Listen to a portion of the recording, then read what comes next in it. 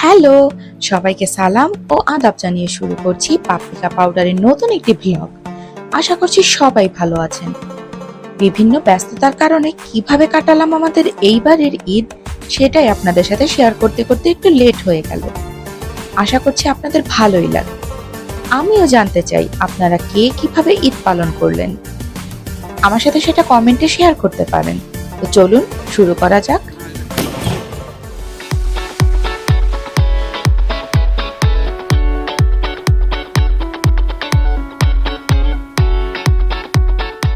চাঁদ রাতের দিন আমাদের বিশাল যৌথ পরিবারের মানুষগুলো সবাই বাসায় ছিল। তাই আমির ঠিক করলো আজকে একটা বারবিকিউ পার্টি করাই যায়। তাই আমি ওকে বারবিকিউ এর সবকিছু রেডি করে দিলাম, আর ও কয়লা জ্বালাতে ব্যস্ত। আজকে আর বারবিকিউ করার সময় আমি সাথে থাকতে পারিনি। ঈদের দিন তো, ঈদে অনেক রান্না থাকে, আর মানুষও অনেক বেশি, রান্নার পরিমাণও বেশি। তাই আমি আগামীকালকের কিছুটা কাজ কমিয়ে রাখছি। এই যেমন মাংসগুলো কষিয়ে রাখা, মুরগির কোরমার জন্য মুরগিগুলো মশলা মেখে ভেজে রাখা, পেঁয়াজের বেরেস্তা করে তেল ঝরিয়ে রাখা, এই জাতীয় কাজ।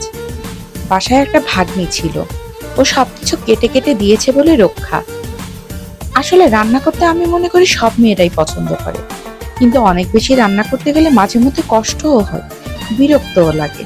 যদি কেউ একটু একটু এটা সেটা করে এগিয়ে দেয়, তখন না ভালোই লাগে রান্না করতে। তো আমার আজকের কাটাকুটি সব ভাগ্নি আর আমার শাশুড়ি করে দিয়েছেন।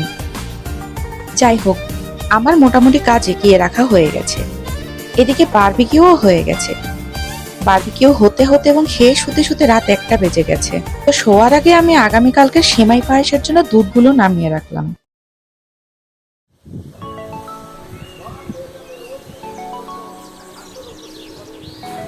ঈদের দিনের সকাল, কি সুন্দর, স্নিগ্ধ, সুবাসিত আর শীতল। আকাশ মেঘলা করেছে, কোনো উত্তাপ নেই, শুধুই শান্তি আর শান্তি। মসজিদগুলো থেকে ভেসে আসছে খুতবার আওয়াজ, খুবই ভালো লাগছে।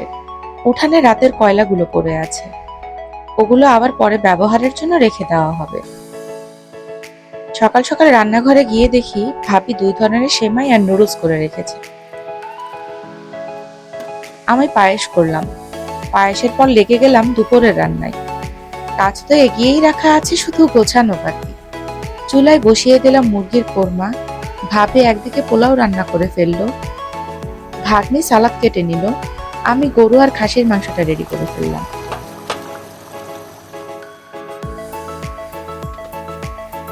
সবাই খেয়ে নেওয়ার পর আমি খেয়ে নিলাম, কিন্তু মনটা খারাপ।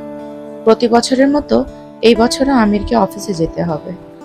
ভেবেছিলাম ওর সাথে বিকালে একটু বাইরে যাব, আইসক্রিম খাবো, হাঁটবো, কিন্তু তা আর হলো না। জনগণের সেবার কাজ তো এমনই, আমাকে তো মেনে নিতেই হবে। কখনোই আমি ওকে ঈদে পাই না।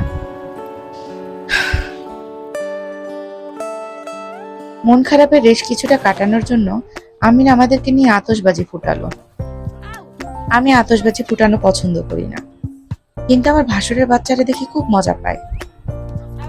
আমার আতশবাজির শব্দে ভয় লাগে। আমার মনে হয় বাচ্চা আর বৃদ্ধরাও ভয় পায়।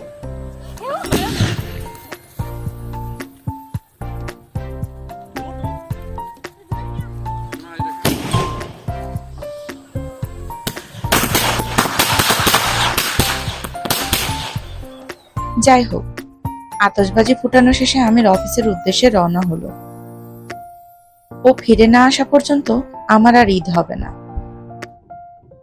এভাবেই চলছে আমাদের জীবন। আশা করি আপনাদের ঈদটা ভালো কেটেছে, আমার মতো নয়। সবাই ভালো থাকবেন। টাটা।